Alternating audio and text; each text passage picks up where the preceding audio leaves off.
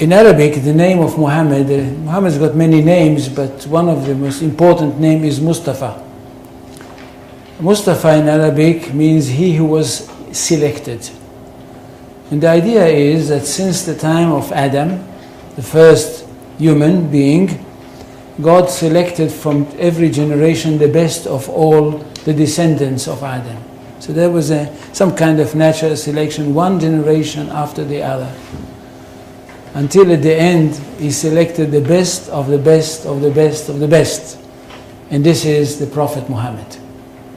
And he chose him to give him his word, the exact word of God, and of course selected him to be the prophet that will bring to humanity the finest of all revelations. This is Islam. That we are talking about a culture which is highly rich, highly interesting, and highly rewarding. And that's what the most important thing. It's highly rewarding because it basically, for the ordinary person, it's a very, very simple religion. I'm not talking about philosophers, I'm not talking about academicians, I'm not talking about the great theologians, I'm talking about the simple person for whom Islam is the most rewarding of all religions. At the end of the story, if he is a good Muslim, and he dies, he is going to go straight into paradise, and paradise is described in the most colorful way possible in the Quran.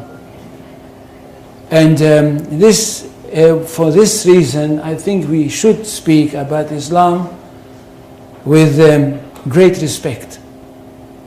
And not just, as I can hear some people say, well, it's Islam, it's nothing. No, it's not.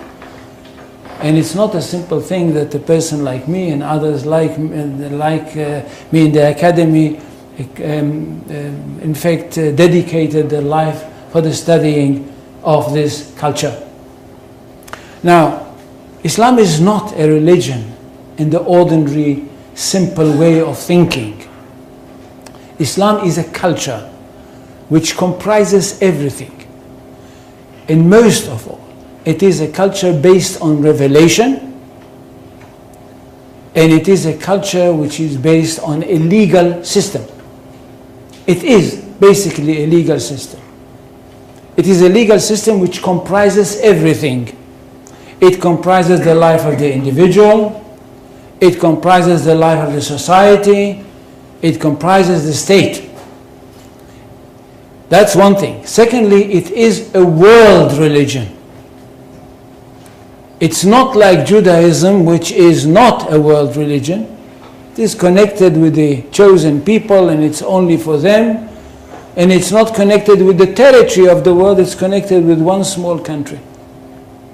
Islam is a world religion connected with the world, and it wants to establish world order. For Islam, the whole world is one state.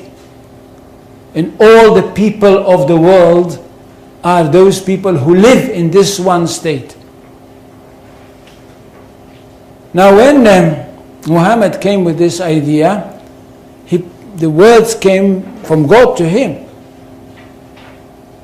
And it says, I don't know how many, do any people know Arabic here? They don't. So I will not quote in Arabic.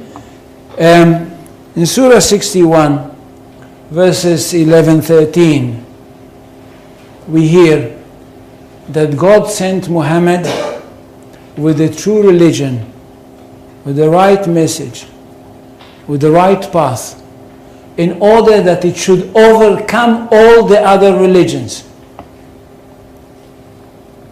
Which means that there is only one truth.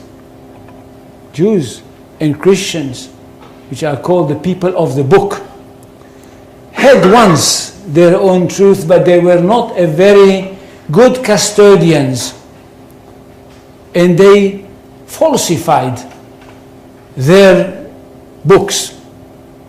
That's why Allah had to send another prophet, a modern prophet, that should bring the last word of God and the only word of God.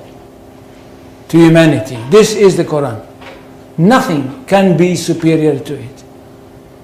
And because of that, this religion is regarded to be one that stands on top of everything else. In Arabic, they say, Al-Islam ya'lu wa la yu'la alayhi. Islam is superior, nothing can be superior to it.